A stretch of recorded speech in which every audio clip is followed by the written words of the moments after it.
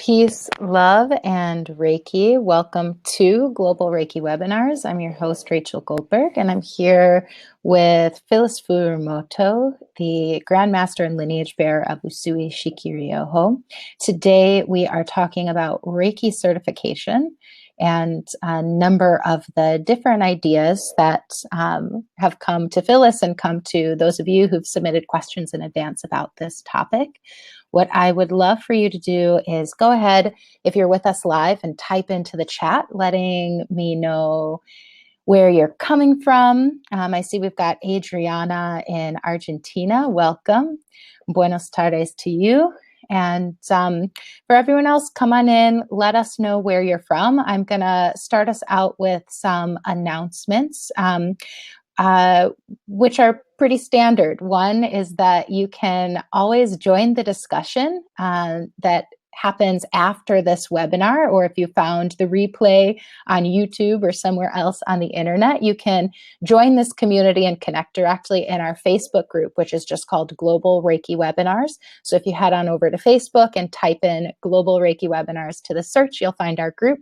And there are a couple of questions that you need to answer before you get approved to join the group, but then you can go on in and ask questions, share experiences, any reflections that you have on what you hear today or on any other webinar.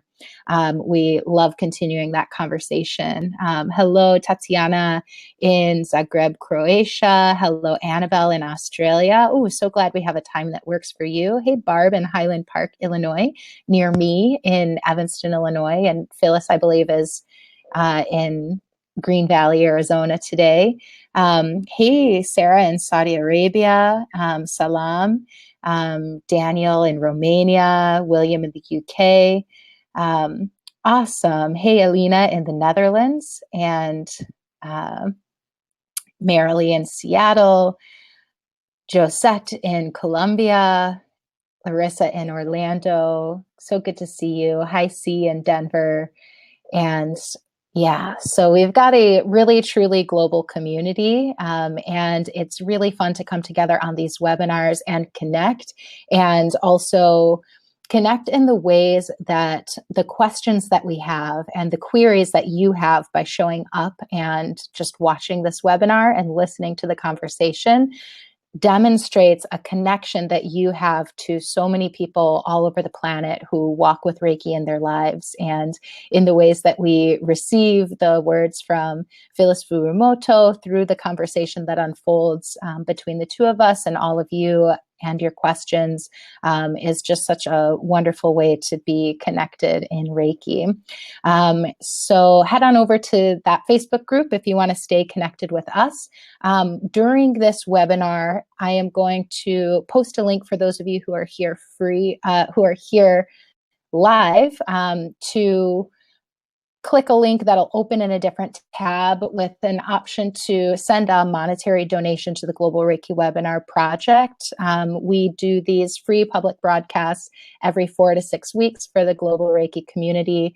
And for those of you, if you like this, you like what you experience when you engage in these webinars and would like to support us, we greatly appreciate any gifts or donations that you send. It helps us continue to pay for all of our subscriptions and the upkeep of having an online presence, as well as compensating ourselves for the time and the energy that we invest. So that'll be up there. If you're watching on YouTube, there'll be a link in the description below. And the other announcement, the final announcement, is that the Global Reiki Gathering, which you may have likely heard about if you're on our email list or in our Facebook group, is happening this June, the 20th to the 24th in Michigan, United States. And it's happening, and there are actually a handful of spaces remaining to register. So in the chat, for those of you with us live, I'll post that link at some point. You can click on it, and also feel free to email me at reikiwebinars@gmail.com if you're interested and have questions about that. So without further ado, I'm going to turn it over to Phyllis, who's going to open up the circle with a little Reiki.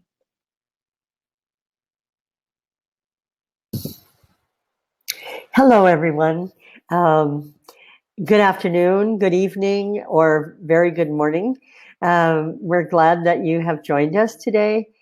I just saw that there was somebody from Salrita, Arizona, which is like 2 miles from my house.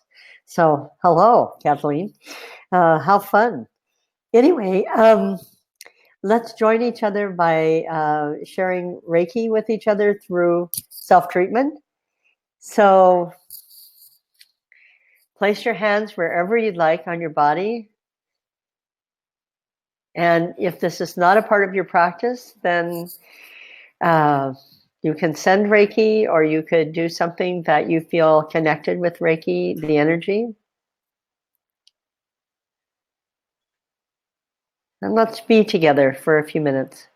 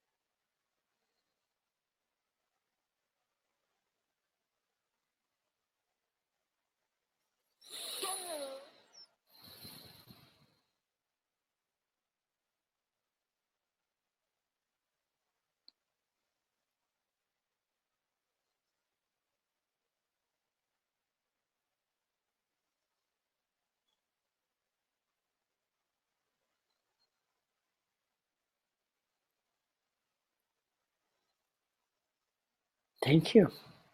Thank you very much. Oh, it's sometimes very difficult to come back from that space of connectedness.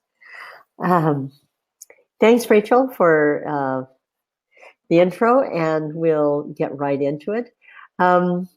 This question, what is Reiki certification, is really an interesting one, because I've always had a kind of issue with the personal Reiki certificates, one that you may have received from your initiating master upon completion of first degree, or perhaps it's called first level of Reiki training. And one of the reasons why I eventually had issues with these is because when I understood that when it says I hereby certify, or this certifies that, these using the word certify, is that it implies that there's some authority, some body behind this person, the master, and it's not just an individual person. Well, anyway, that was my idea. So I went through a lot of my own process with this and ended up having what I call acknowledgments. So it says, I acknowledge that so-and-so has completed the training and the practice in completion of first degree of Usui Shiki Ryoho and so on. And that makes me feel good, because I don't feel like I'm sort of advertising or implying that there's somebody behind me, some association or some certifying body that's recognized by the government. But now that we're moving into different levels of public practice, and many people, it started out years ago with somebody writing me an email saying, oh, you know, I applied for a business license in my town in order to do Reiki practice, and they asked me for a copy of my certificate, but I don't have one because I lost it or I can't find it, or my master never gave me one. So this put me in an interesting place. If they were my students, I was willing and able to write another certificate, another acknowledgement for them. And if they weren't, then there was nothing that I could do. But now that particular segue or bridge to public practice is becoming more and more loud, in the sense that now the government wants to see a certificate, and they want the certificate to have a certifying body behind it, which takes us into a whole nother realm of relationship between the government of our own countries and public welfare. So when I talk about public welfare, it means that, very simplistically, that the governments that we live under or with are, one of their duties is to make sure that whatever is offered in the public is done in a way that actually is beneficial to the public. So that's why licensing and credentials and certification are very important, because this is the only way, in theory, that a government can judge whether a person has the public welfare in mind and has competency. So the big question, of course, now is, how will this be created for Reiki practitioners? Who will be the certifying body to stand behind thousands of Reiki practitioners? And how do we communicate this development in our Reiki practice?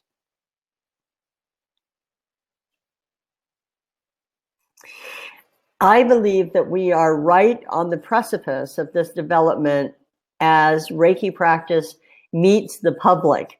And there are many places who have taken it upon themselves, through encouragement of their governments, to start this process of creating a certifying body. In the UK, there is one that is taking it step by step, and there's one in Australia, and I believe that there are maybe 2 or 3 in Australia that, and I don't know whether the Australian government has selected one above another one.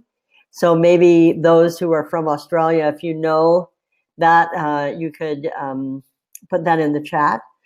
I know that in Brazil, because they just opened up Reiki as a part of their healthcare system, that they will be creating some kind of certifying body for that.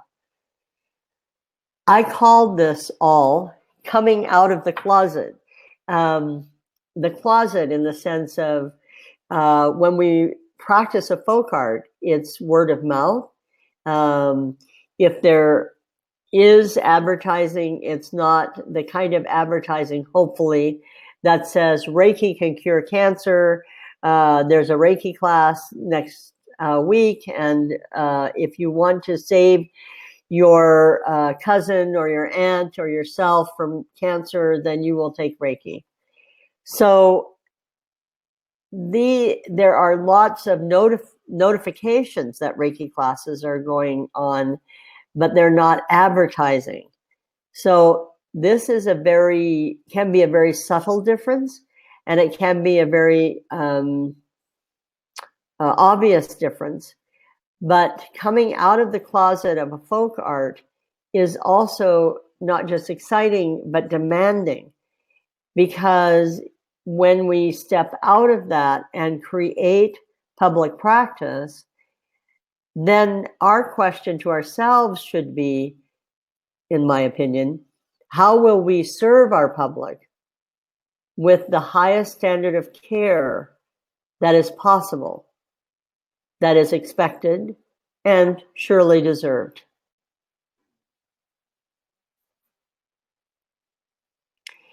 And one piece of this higher standard of care is a way to certify people so that the public people know that when a Reiki practitioner has a certain certification, that they know what to expect when they go in. They know the level of professionalism that can be expected. And they know that there is confidentiality, there is respect for their privacy, there is respect for who they are as human beings and their own process, and so on. There's a huge list of these. So today I'm going to start with the remaining questions from last month from the webinar about integrating Reiki into healthcare systems, because I believe that this will lead us organically into the questions that came around certification and give us some kind of context. Okay, Rachel, I'm ready. All right, great. The first question comes from Rob. And Rob wrote, I was recently talking to a healthcare professional about Reiki. He said many healthcare professionals are reluctant to even talk about Reiki because it's considered new age and has weird elements of the practice, angels, crystals, gongs, incense, etc. Granted, some Reiki systems have various new age add-ons that they may feel enhance their practice, and others prefer a more traditional Japanese approach. But they both seem to get healing results. How then do we move past this stigma and have the Reiki healing arts taken more seriously?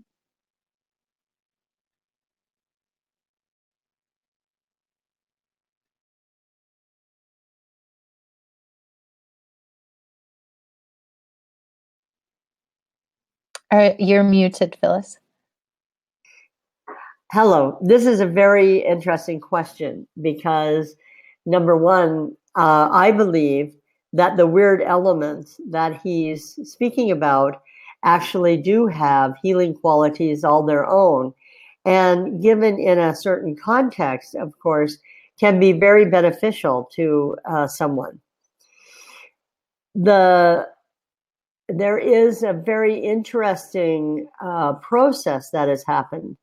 And that is that Reiki has been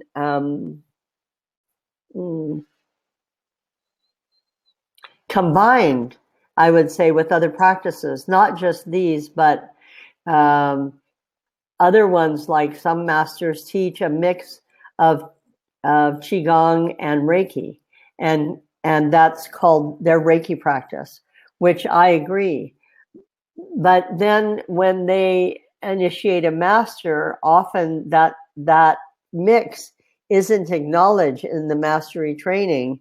And so the new master goes out thinking that this is Reiki. And it's really a combination of two practices. So when this happens, and it has happened a lot of times and with a lot of things, then and I don't know of any way to separate these again, because for a lot of people, their practice of crystals within Reiki is Reiki. I mean, it's really clearly their practice of Reiki. So I am not willing to just stand up in public and say, this is wrong, because if they find value in it and they have received this as Reiki, then I'm not the Reiki police, so I can't say that that's wrong. What we then need to do, I believe, in thinking about certification and about Reiki being presented in the medical field, in medical healthcare centers and so on, is that the healthcare center has to decide whether or not, what do they want? Do they want the person who practices Reiki, and their Reiki might include crystals, or are they going to concentrate on screening people, practitioners, through their professionalism and their own personal connection with the institution that they're having a relationship with? So this is a very interesting question that allows us to open up and to not try to police our own community, which I feel like is not a way I'd like to go. And I don't support it, because I feel that then I turn into maybe a police person or an enforcer, and this is not something that is part of my job. So thanks for the question. It's a really good question, and I feel that when we get into certification, then that's a place where this question will really come up again, and there needs to be some decisions about that. Thank you. Great. Thank you, Phyllis. I want to, before I move into the next question, I want to acknowledge Miriam, who typed into the chat. Rachel, in previous webinar, you have mentioned your work in progress on Reiki Standards. Is it ready to be shared? Thanks. So I believe what Miriam is referring to is my mention of the public practice or professional practice group. In 2016 and 2017, Phyllis and I ran an online intensive of people who talked in depth about a lot of the things that we're acknowledging here as we move into this topic of certification and what that even is. And actually, just before this webinar, Phyllis and I were talking about getting together with that group.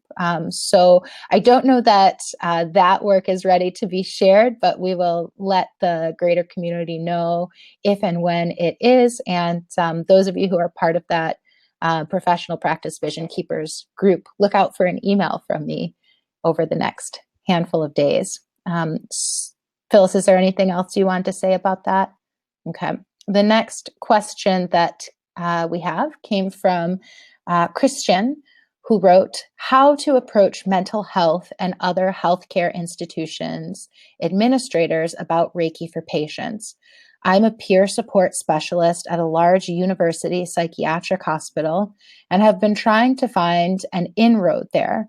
So far, they're not open to my suggestions.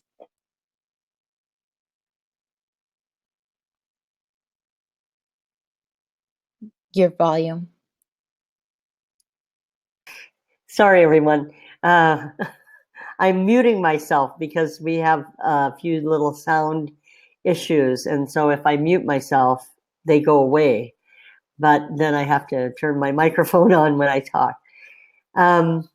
Christiana, it's a great question because, you know, I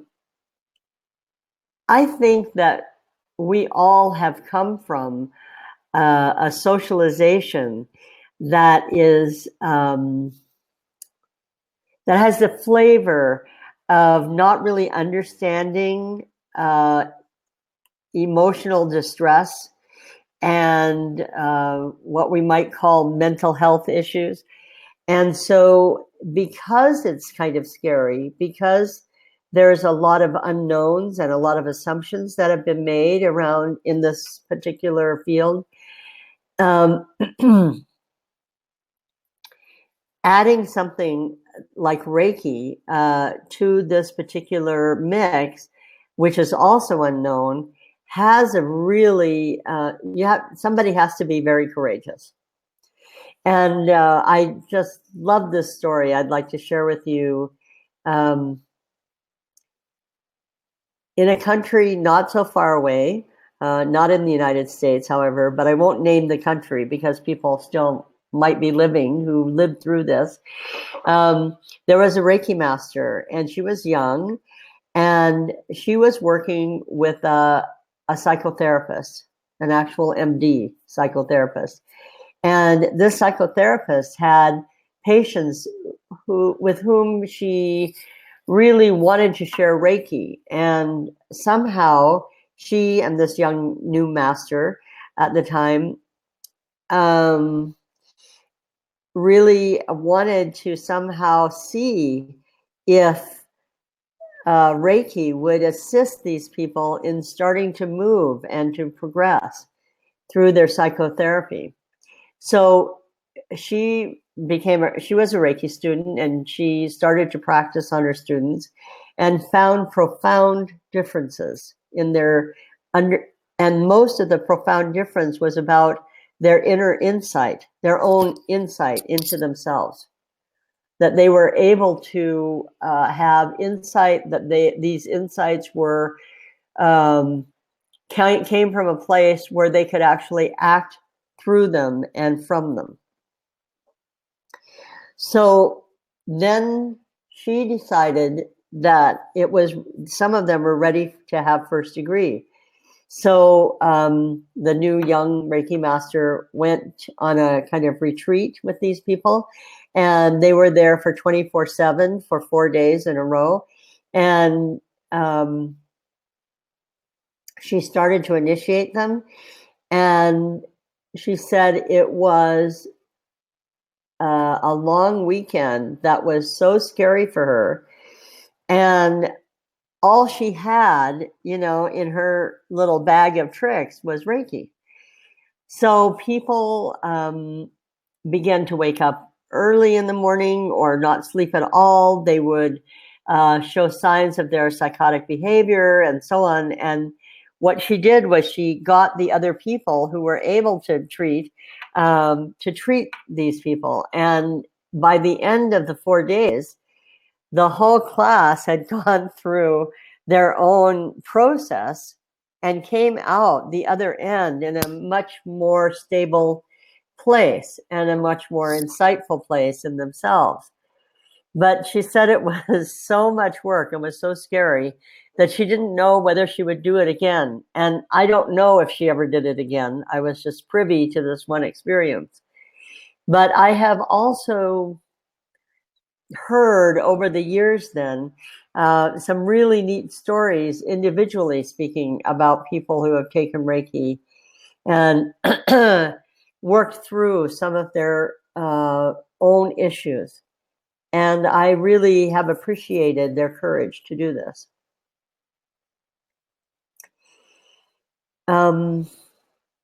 Sometimes the approach is not with the healthcare professionals, because they have a code of ethics and they have their own personal code of kind of integrity.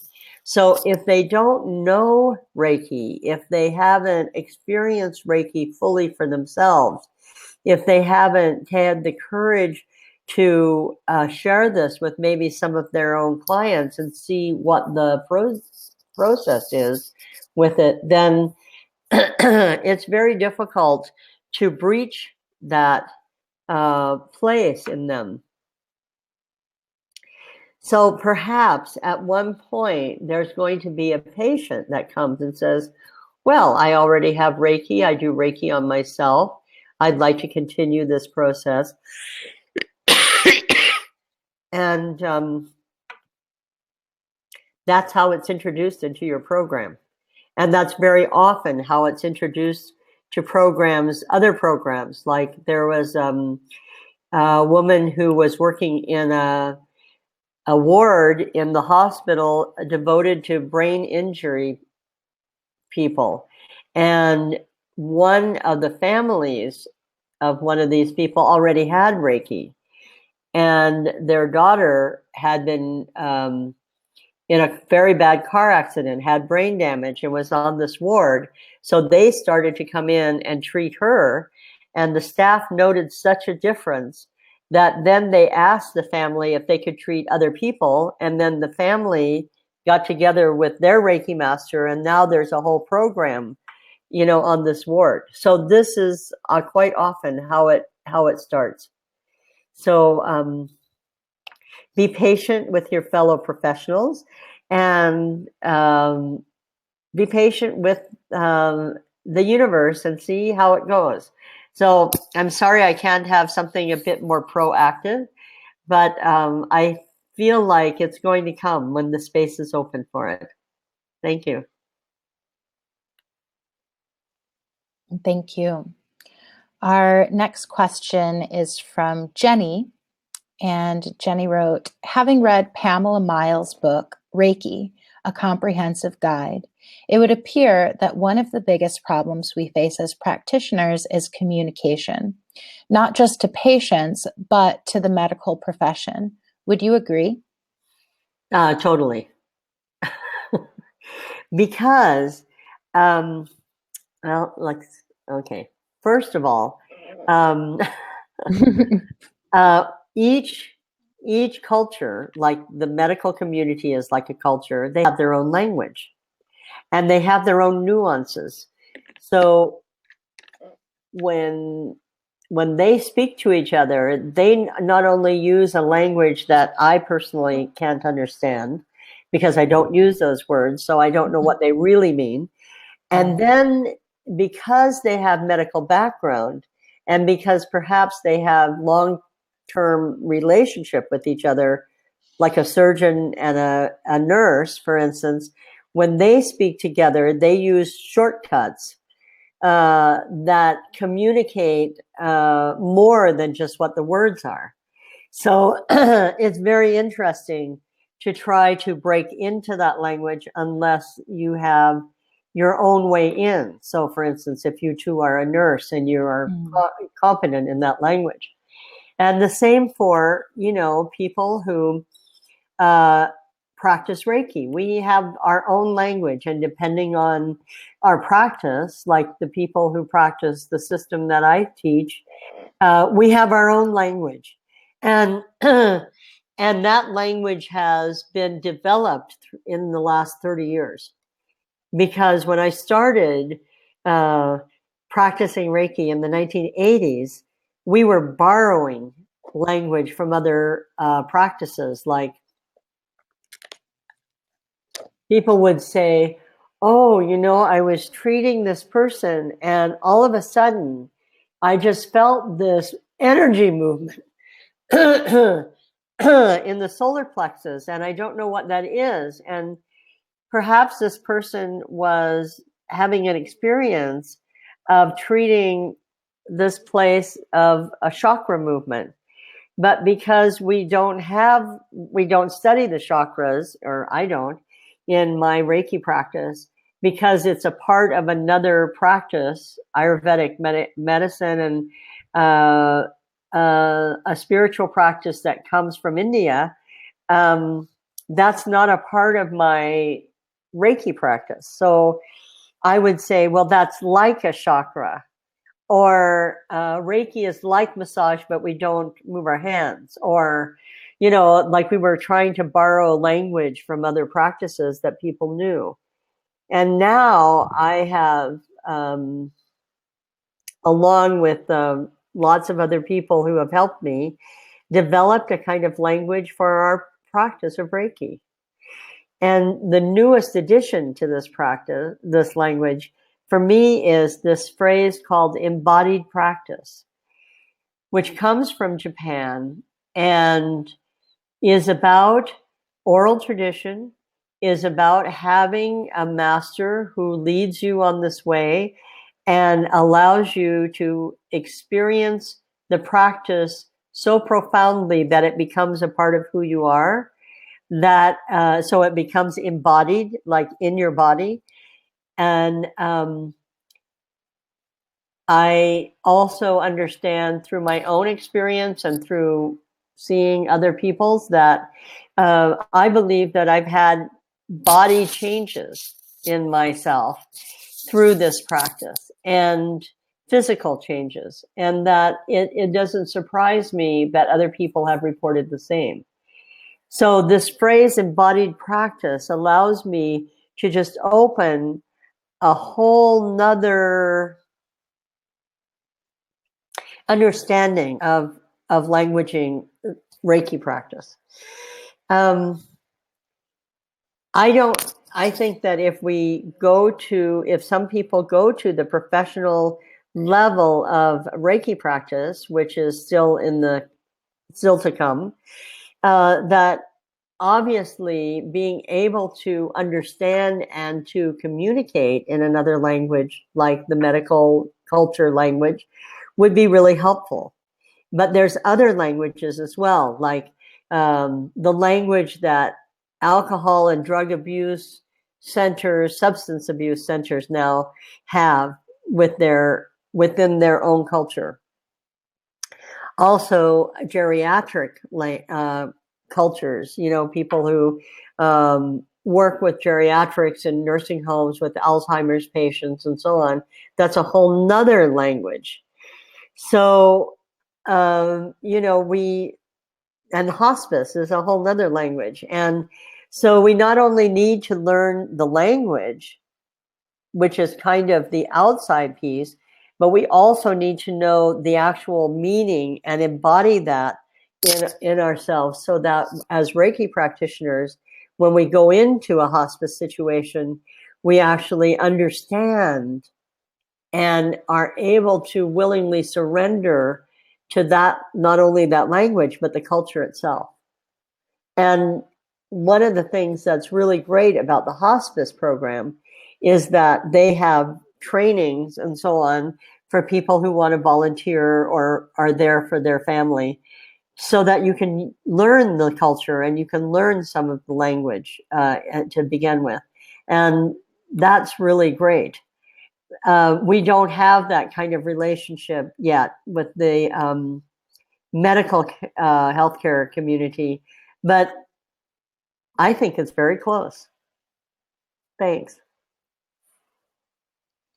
Thank you, Phyllis. As you were speaking, Ram suggested a book that they found helpful for speaking the medical nursing staff language. It's by L. Barnett and M. Chambers, and it's called Reiki Energy Medicine. I've not read it, but someone who's with us today has, and says that it's helpful for some of what you're talking about. The next question that we have is from Astrid. Hi, Astrid. And she wrote, did Mrs. Takata have an education basic medicine? Did Mrs. Takata have basic education in medicine? If not, then why should a professional practitioner have that education now? Is it really necessary to have an education in basic medicine?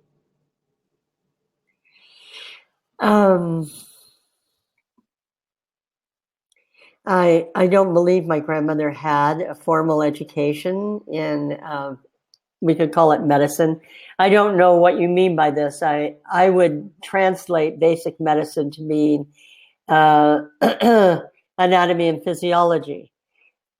But when I have an ideal course outline for a professional practice school, and included in that is not only anatomy and physiology, but an understanding of how our bodies work on a basic level. And for instance, how do regular cells reproduce, and what is the difference between that and cancer cells that reproduce, and what is it that the medications are trying to do and intervene in the cancer cell reproduction, so that the symptoms of cancer, quote, go away. And I think this is really important on a professional level, because then you can actually speak to the oncologist and be able to hear and speak their language. And you don't need to know the depth of what they know, but you need to know, like, basically that the car has a, like if you talk to your mechanic, that the car has an engine, has tires, has suspension, has brake system, and kind of vaguely how they work. Although I'm learning more about that myself because my car is now totally computerized and I don't have a clue. I think I can change my own oil, but I can't anymore because my car isn't made like that. So, you have to keep up. And that's another thing, is that in medicine these days, there are so many machines. And I don't really understand what they all do or what they're supposed to do, or, is this resuscitation? Is this not resuscitation? There are so many of these kinds of pieces of information that are really helpful for a professional level practitioner. For the folk art practitioner, it's not necessary at all. You don't need to know anything about the body because your hands tell you where the energy is flowing, and your hands, you are not a part of this conversation. For me, when you give Reiki, you're to be there to open the space for the person that you're treating to basically heal themselves. And that's my bottom line. But when you get up to a place where you're actually interacting with other healthcare professionals, then it just is important for not just, and I mean credibility in a really good sense, not because people think we're just lying to people about Reiki, but that we have actually able to have conversations that are credible, that are useful for the patient and for yourselves, and for the other professionals who are treating that person. So that's, for me, why it's important. Thank you. Thank you, Phyllis. The next question is from Anne. And Anne wrote, will there come a time in the near future where Reiki certification will be a legal requirement for Reiki practitioners? Yes, I believe so. And I hope so, actually.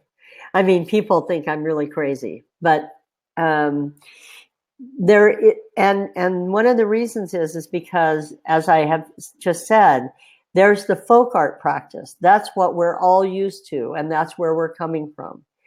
When we take first degree, second degree, and even, have our preparation to be a master and to teach, we are, honestly, in my work always, including right now, I feel like I'm just a step or two ahead of my students.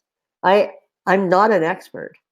I have more experience than a first degree student who has had first degree for like 10 years, but it doesn't mean that they carry less information, useful information. They don't necessarily. It's a path. And so I feel like a person that this Buddhist monk talked about when he spoke about my grandmother in a kind of eulogy that he gave about her. And he said, it's like we all are walking in a forest, and Mrs. Takata had a very big flashlight that she could shine on the path so you could see where to go. And I just found this so beautiful and so touching. And it's really how I've always seen my work as a master. It's, this is about being able to show the path, but I can't walk the path for you. And nor would you want me to. And I couldn't do it either, even if I wanted to. So now there are people who are being called by Reiki, I believe, to become public practitioners. And there are lots of people I meet who say, I took first degree. I love Faye's story. She, in Australia, she took first degree when she was on vacation at a beach. And then after her class, one day she went out and people on the beach are going, well, what are you doing in the morning or something like that? And she says, well, I'm taking a Reiki class. Oh, what's that? Oh, can you, practice on me? So immediately she starts treating people and immediately they say, tomorrow I want another treatment. And this continues until today, 30 years or so later. And there are other people who take first degree and never treat another person except themselves, or maybe their spouse, or maybe a family member. And that's also okay. Our path, the way that we learn in Reiki is really different. So we need to also support those people who are called to become professional practitioners, who really want to step in and out of the closet into the limelight at a very time when this is new ground. That means that there's nothing to follow. And we're learning and we're making our judgments according to what we know now. And in 20 years, it'll be really different. Public practitioners of Reiki will just be the norm, and so out of 100 people who take first degree Reiki as a folk art, there'll be 10 people who do public practice, and there'll be 2 of those who are professional practitioners. So the folk art is not going to go away. And the folk art practitioners do not need certifying. And I don't feel like personally that we can certify, because there's no certifying body and there's no reason to have certification. But when you get to the professional practice level, then I feel like there needs to be a certifying body in place. And in many countries, this is starting to evolve. And as I have mentioned before, the UK, Australia are 2 of the countries who are out there and have been working on this for many, many years. I hope I have answered your question. Thanks. Yeah. Phyllis, is it all right if I speak a little bit about Sure. folk art certification? So I was thinking about this with this topic and my own experience before I came to Reiki. In my life, I worked in educational administration, and specifically, I had a number of years that I was the coordinator for a preschool. And one of the things I got to do every year was plan the graduation ceremony. And so part of that would be designing a little certificate that the kids got. And it was something that was really meaningful, even though it wasn't meaningful, like a diploma from preschool doesn't actually mean or do anything in outside institutions, but for those kids and for their families, it was a physical thing that they could hold and they could look at and they could see to mark the step that they were taking in their life. So when I became a Reiki master, my teacher sort of forwarded me the template of the little certificate that she had made up to give to us. In a similar way. So it's like there's meaning, but there's no real institutional meaning. And so a little thing. And like what it actually certifies is that, my teacher was with me and says, good job. And so that's my thought and experience. And I'd love to move into the next question, which is from Terry. And Terry wrote, as a Reiki master teacher, is there any place or way I can register my students? Hi, Terry. No, there is not that I know of. And I don't know if I would support this. I mean, I'd have to think about it, because one of the differences between a Reiki class and our being seen as a spiritual movement or a spiritual practice is that we don't keep track of our members, right?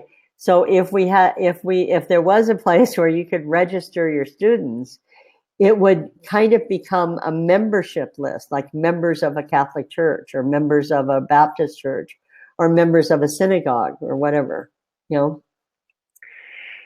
And I feel that people deserve what little privacy they can have.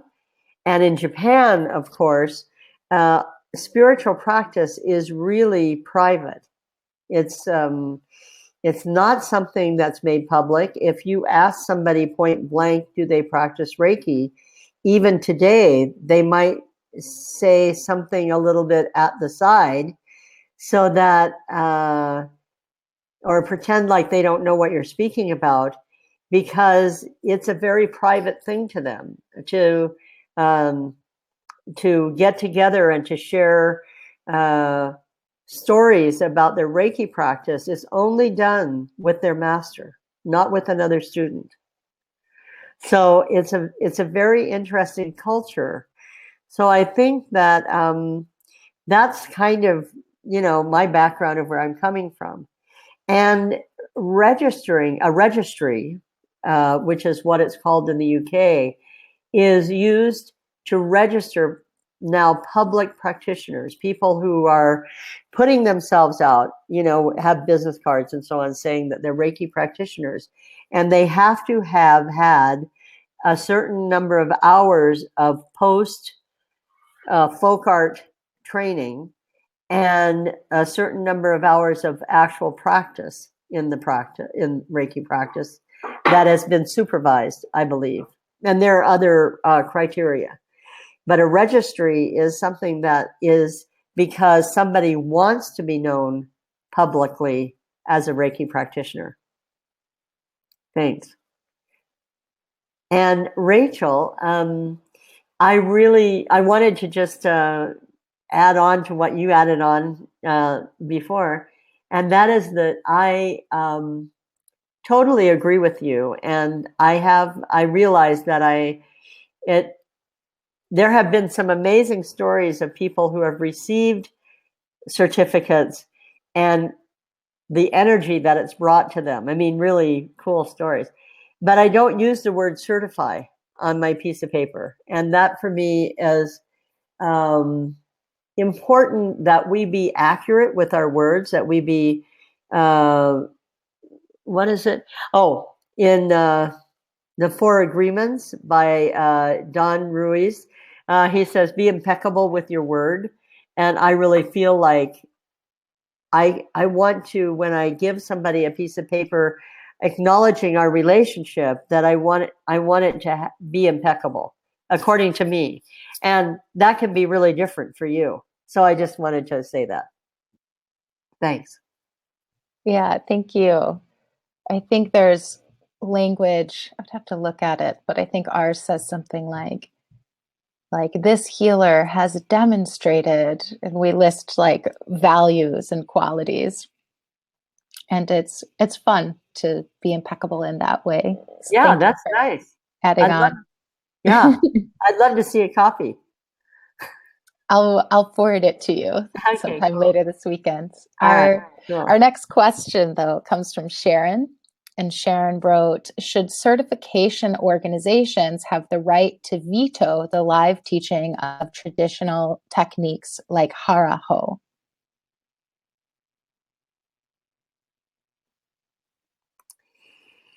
Okay. This was really a difficult question for me because I don't know what hara-ho is. So I feel very sheepish in admitting this. However,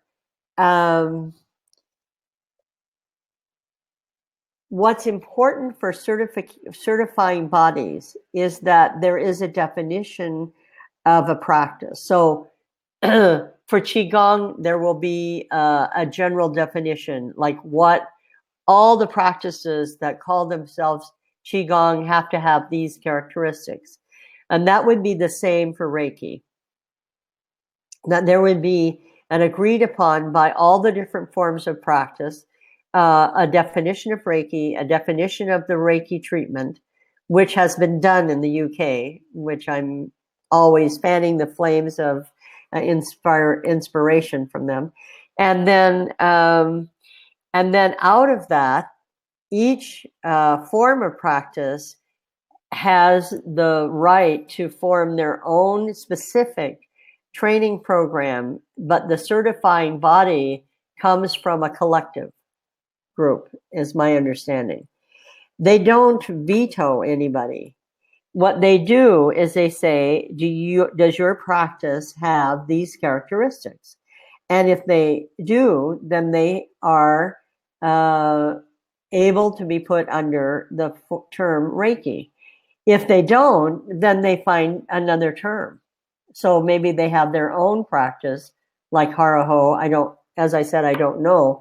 But if hara-ho didn't have the number of characteristics that were needed to be known as Reiki practice, then they would have their own designation of hara-ho and be able to have their own characteristics themselves.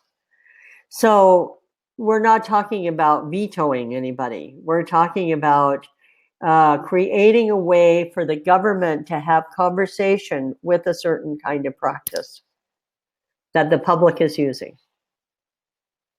Thank you. Thank you. The next question that we have is from Cheryl. And Cheryl wrote, I have enjoyed Reiki 1 class in the 1980s and would be interested in learning 2 and 3 and become a Reiki master. I was a licensed massage therapist for 33 years and cannot massage now. Reiki would be wonderful to give and receive. I miss helping people every day. I have a meningioma brain tumor, benign but threatening my eyesight, and know that Reiki can release whatever caused it. I am 69 years young and live on $750 a month. I would like very much to know what the investment is for Reiki 2 and 3. I am also curious if you have any scholarships.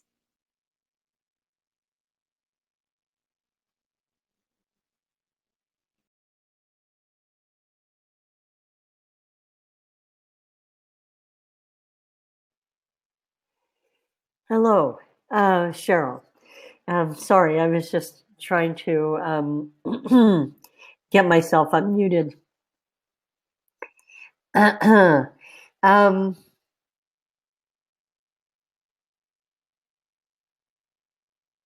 So number one, what I read in your question is that you think that you need to be a Reiki master in order to be a public practitioner, to treat people with Reiki. And that assumption is not true for me. I mean, you've had Reiki for a long time. You have had another healing profession as a massage therapist, a licensed massage therapist. So you know the qualifications and criteria for setting up a safe space for a client to do body work. There's no reason why you can't share Reiki right now with people.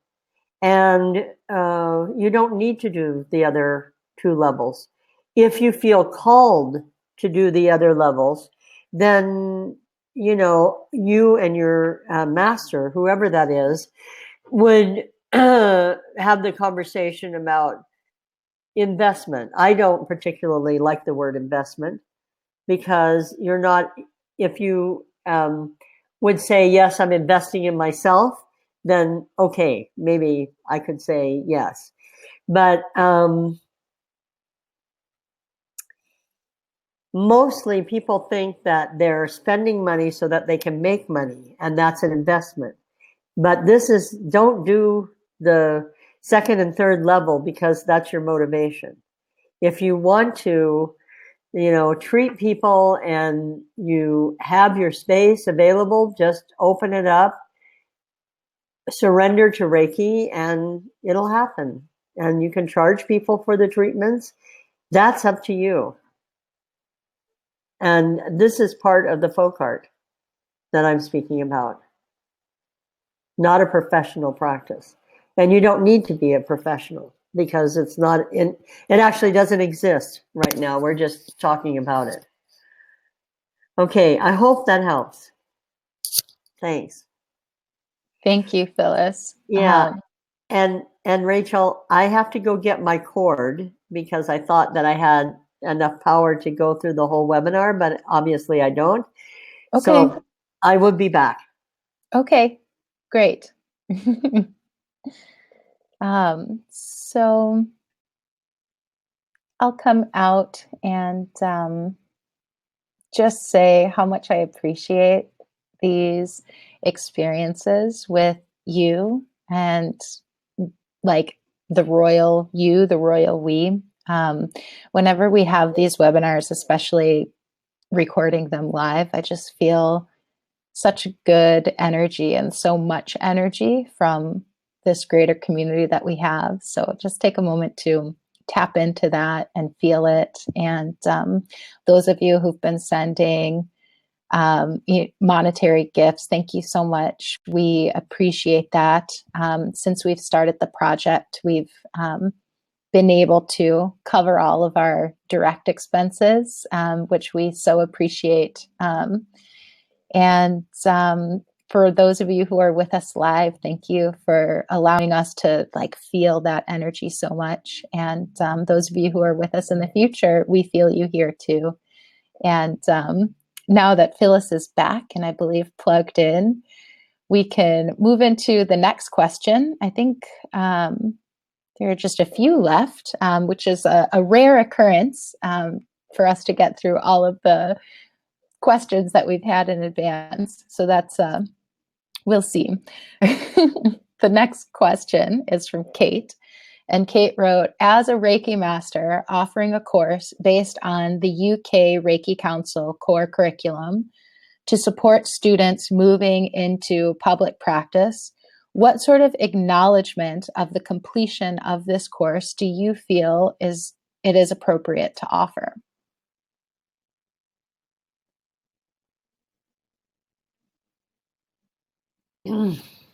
Well, if somebody has completed a beginning, well, whatever course that you want to call it, that is further education in Reiki practice, then of course some kind of acknowledgement would be really good.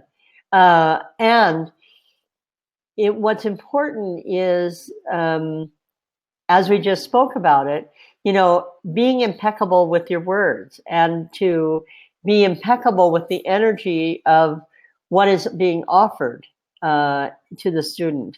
I feel like it's an accomplishment for students to go through a certain kind of process and to be dedicated and disciplined in working through their own issues as well as working through the process that you've set up for them. So one of the things I would advise is to look to the future. Like, what is it that the program that you envision in 5 years might look like? And what are you going to, acknowledge right now? So I think that there's a lot of things to consider. And yeah, it's good that you're at this place now to consider it. And one of the nice things about the about our computers now is that you can design amazing things, and I have that, and buy some beautiful paper, so that you can make just stunning acknowledgments and certificates, if that's what you want to say. But I don't know if in the UK at this time that one of the organizations that I know that you've been a part of or are still a part of now is becoming a certifying body. And, that's a question that only you can answer, because I don't know that much detail about it. Okay, well, good luck on design. Thank you. The next question is from Maria, and Maria wrote, should there be a unified Reiki certificate form that would be accepted in all countries? And should it be maybe made in English as universal language with translation in a native language, of course? I am from Russia, and I think that maybe such unified form could have more weight when showing it to government organizations, etc.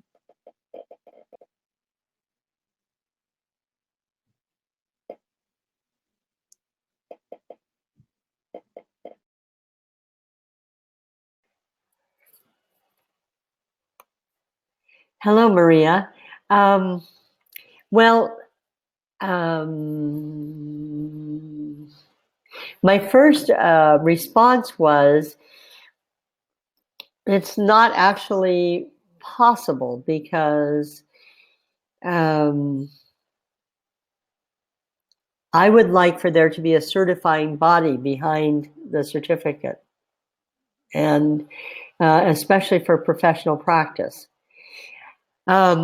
Like universities, when I'm talking about certifying bodies, I'll tell you what I mean. Like when you see, you go into an office and you see your accountant, for instance, has a certificate that says that this person has received a bachelor's degree in accounting at the business school of the University of Denver on such and such a date, and so on.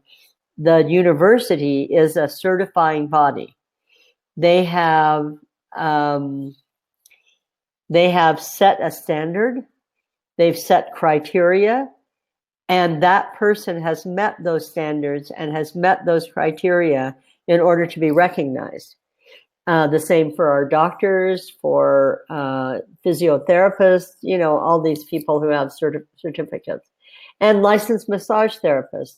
They don't go to a university, but they go to a massage school that becomes a certifying body, or that school is recognized by a state certifying body. So the state of Washington, massage licensing organization might be the certifying body behind the Washington massage license, for instance.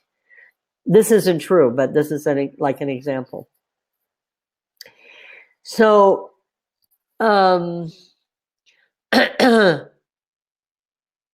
when universities issued their degrees, and you have a certificate of a master's degree or a doctorate degree or a bachelor's degree, whatever degree it is, all other universities recognize it. Now, whether or not they transfer credits, whether you can practice medicine with a medical diploma from India in the United States, all of that I don't know. But definitely between the educational institutions, these are recognized. And I think that can be the same for Reiki certification, in the sense of, if there's a certifying body in Russia, then that certifying body issues certificates, and they will be recognized in England. Now, if England has different criteria for public professional practitioners than Russia does, then the practitioner, if they moved to England and wanted to be certified, would have to fulfill the additional requirements. But that's normal everywhere. And what I feel really important is that it's issued in the language of the country of which you're practicing, because you know that you've had the certifying certificate, but the people who come to you also need to be able to read it without issue. So that's my take on your suggestion. Although it would be pretty cool to have a global register. I don't know if that will happen ever. Awesome. So our final question, which is also a share that I'll read in a moment, comes from Karen.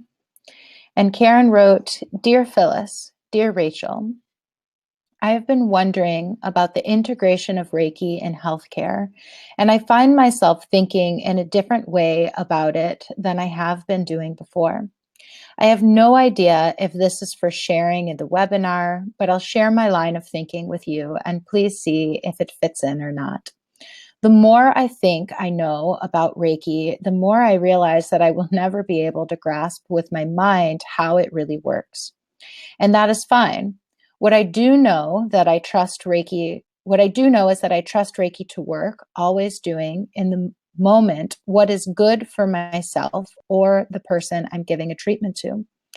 The strength of Usui Shikiryoho lies for me in the simplicity and clarity of the method, a method that in its simplicity holds so much depth in being a healing practice, a path for personal development, a spiritual discipline, and a mystic order at the same time.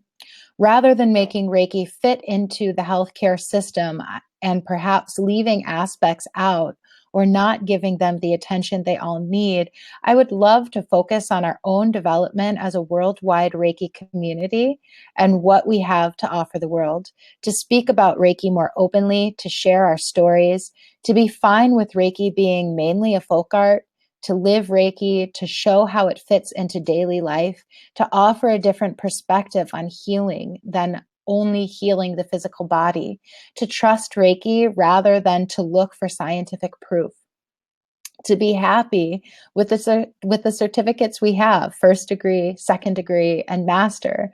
Reiki doesn't need any other certificates. A first degree student can give a perfect treatment. And with Reiki, you can heal yourself. When we are confident and clear with that simplicity, we can empower so many people. I feel that when we were able to be really true to ourselves and the full potential of Reiki, we will easily inspire people. People will take classes, be able to heal themselves. And with more people having Reiki and being open about it, most people would have a friend or family member with Reiki who could treat them when needed. And friends and family can always come into hospitals to give Reiki to someone they know. It is just a line of thinking I have been exploring lately and thought I would share it with you. Thanks, Karen.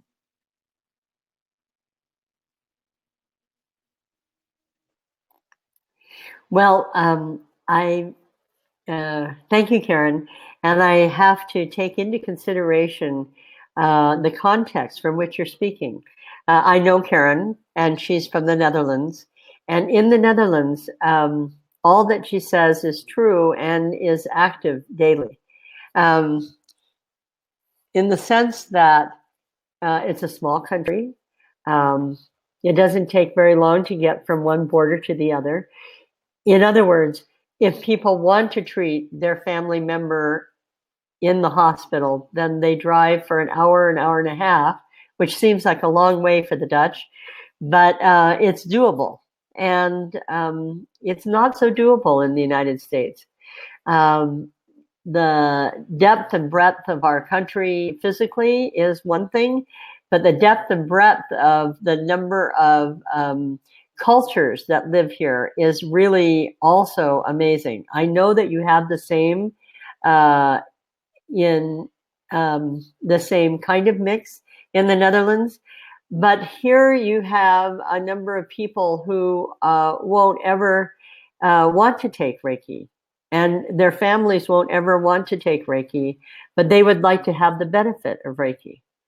And they do that through going to treatments like Joyce, my partner, has several people that she's treating, and they just say, you know, I don't want to become a Reiki student. I want to have a treatment. And I totally understand that. I also feel that way myself sometimes, is that, you know, hands-on treatment is really what I want. And I would pay for them. And of course, I could do treatment on myself, but it's not the same.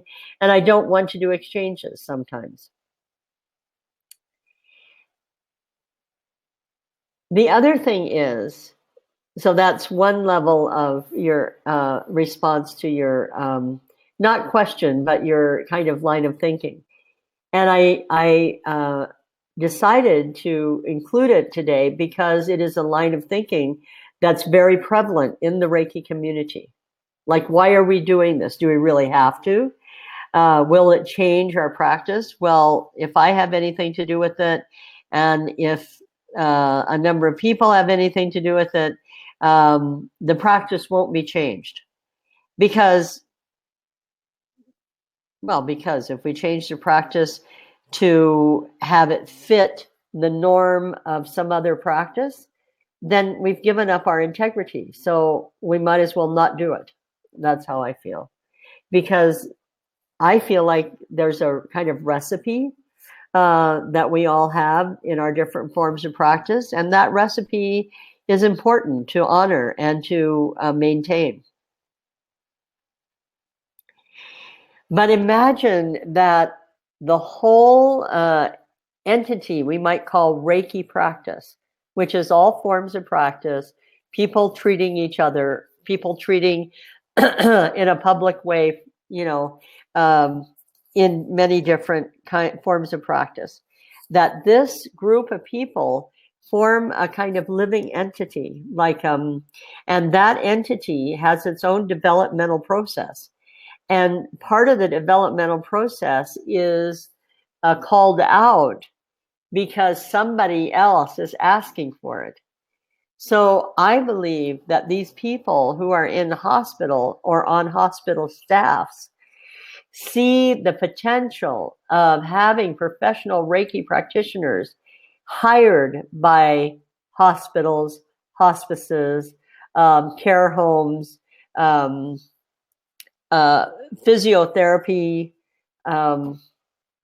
offices, dentists, healthcare, mental health care facilities. All these people could have a paid Reiki or many paid Reiki practitioners on their staff. That it's the other way around now. It's like it's provided as a part of the care of an institution. And this is an obvious developmental stage of our practice. Now,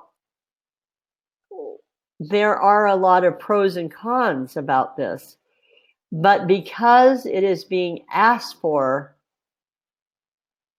by people in some way outside of Reiki, then I feel like we must listen. And we could say no, and I did say no for a really long time. And what I realized is if I keep saying no, like I don't want Reiki to develop into something else. I don't want there to be another professional level of practice because for whatever reason, then it's going to happen anyway. And I will be kind of stuck in this automatic level of energy where I just keep saying no. However, if I operate out of consciousness, then I can choose to be with it, choose to be a part of the process, and choose to be able to be conscious about how the system is presented, how the professional practitioners are educated, what the value is of Reiki in these different venues. So I see, and I don't know if this is just my imagination, but I see that, for instance, in 20 years, there could be Reiki practitioners in different areas of our daily life. I use the word institution in a very light way. That Reiki appears in all these institutions, including healthcare in universities. Like, go to the health center at the University of Denver, and there's, a Reiki practitioner there. So there's a lot of different things that are involved here, and it's our challenge to see what is important and how do we maintain the folk art while creating this developmental process. That's our challenge right now, and I think we're doing a great job, actually. And this group called the Vision Keepers, of this professional practice process, are really with me on this, because I feel like each one of them is actually engaged in changing their understanding of everything in order for them to really become healthcare professionals with their specialty in Reiki. And this I really respect and honor and support. And I hope you can too. Great. Thanks. Thank you. Thank you, Phyllis. Yeah. And I wanted to respond. I noticed in the chat, William says, "Thank you so much, Karen. I respond to what you say." And so I think that what Karen was saying, as I was reading it, I was really feeling it as well. And so I want to acknowledge what you're expressing, Karen. And also, I love the way that you referenced what Phyllis calls the different aspects of a Reiki practice. There's a past webinar that we've done. If you want to type into YouTube or check out our index of past programs on the different aspects of a Reiki practice. And it sounds like there are things that, like this vision that you have of having more Reiki practitioners in the folk art, is a really valid vision. And it sounds like there are people who are with us today, myself included, who share this vision that you're having. And I think that that's great. And part of what I think Phyllis has been talking about and what we've been exploring with the professional practice vision keepers is that there are people who have a sincere calling in a similar way to bring Reiki into healthcare settings. So I think that within this very simple practice, there are different ways that we become called. And sometimes often this evolves throughout our walk with Reiki and throughout our lives. One of the ways that I'm currently feeling called is to create spaces and opportunities for people who walk with Reiki in their lives to come together and find the other people who have a calling or a vision similar, and have that in common, and can then fortify the vision and help it grow and realize it just by recognizing that they're not alone in having it and feeling this calling. And so one of the ways that I've begun to move into realization of that is through, these webinars, through having the Global Reiki Webinars Facebook group where people can come together, and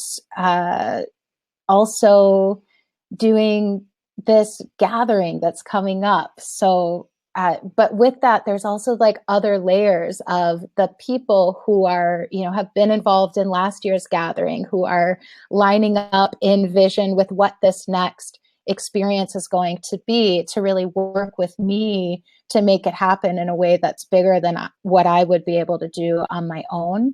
And that's also really the focus of what this year's Global Reiki Gathering is, which is cultivating beloved community. And we really just want to create a space for people to get to know each other on a personal level, so that these organic unfoldings of, you know, what our calling within our walk with Reiki is, and find people who are going to help us to, you know, enliven those visions and move forward into realizing them in whatever ways that take shape and form. So I'm going to put that into the chat again. And I can also include it in the description below for those of you watching a replay on YouTube, or simply email reikiwebinars@gmail.com if you have questions about that and whether or not there's room to participate. Currently, there is room to join us. So before I move into closing, Phyllis, I want to give you space to respond to anything I just said, and also check in about the other submission that we received, if we want to take that on with the time we have left. Right. There was a question. Thank you. There was a question from somebody that only wrote their initial D, and maybe that's what you go by, is D. But D, if you're listening to this, what really is important to me is that you at least submit your whole name. I'm really don't feel comfortable about answering questions that are kind of anonymous, sort of, although we know your email address. I would really love it if you could wait for my answer to your question, and I'll say it privately and send it to your email address. But I just wanted people to know in the questioning that whenever I have something that doesn't seem to fit the topic, or feels kind of an anonymous questioner, then I feel like I can't really respond to that question. So I just like to explain that. Yeah. In my values of building community, it's like, for sure, we have no secrets. I mean, everybody is kind of shocked by how much the federal government knows. All of our federal governments know about us, you know, if they wanted to. I can't imagine any high-end government official wanting to know about me, but okay, they have the info. And you know, we were raised with this idea that if if we wanted to, we could pretend that nothing was wrong, or we could tell a little white lie and nobody would know it. But what's true is that human nature-wise, we do know it. You know, somebody comes up to me and says something, and I go, well, that's half true, and the other half is not true. Or, you know, when people are being open and honest with you, because you feel it in your body. It has a different kind of vibe, as we would say in the Reiki community. So when we speaking about impeccableness with our language, when we speak about beloved community, for me, this is about really being willing to share secrets. It doesn't mean we need to. And I personally am always working on privacy, because I used being public as a defense mechanism. So I thought if everybody knew everything about me, then they would understand me and they wouldn't ever be mad at me or misunderstand me. Well, it's actually not an accurate assumption, but it was my idea. So I've tried to curb my tendency to just blurt everything out and have private moments for myself and keep them private. And out of that particular exercise, I've learned how to care for my soul.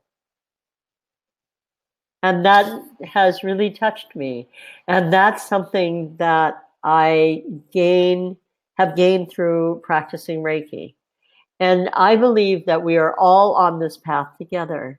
So if you have the urge to appear in person at the gathering in June to take a next step in building our beloved community, I think that would be great.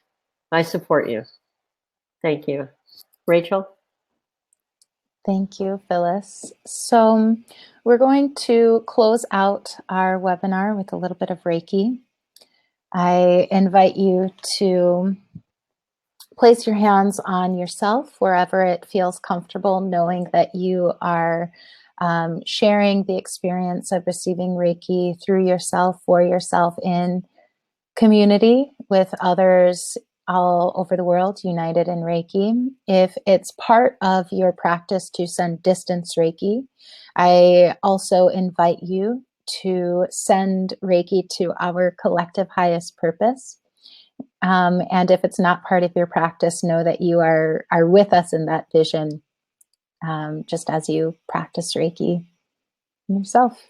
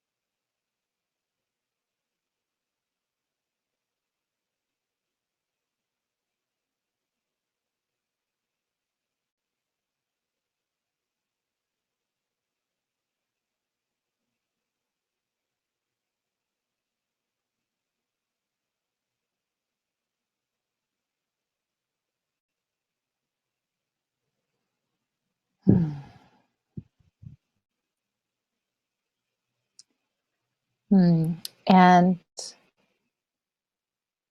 if you're feeling like me in this moment, that the Reiki is moving so strongly and continues to, you're welcome to continue in your Reiki practice beyond the close of this broadcast. And know that I love you so much. I'm so grateful to be here in infinite space and time with you. And until next time, peace, love, and Reiki.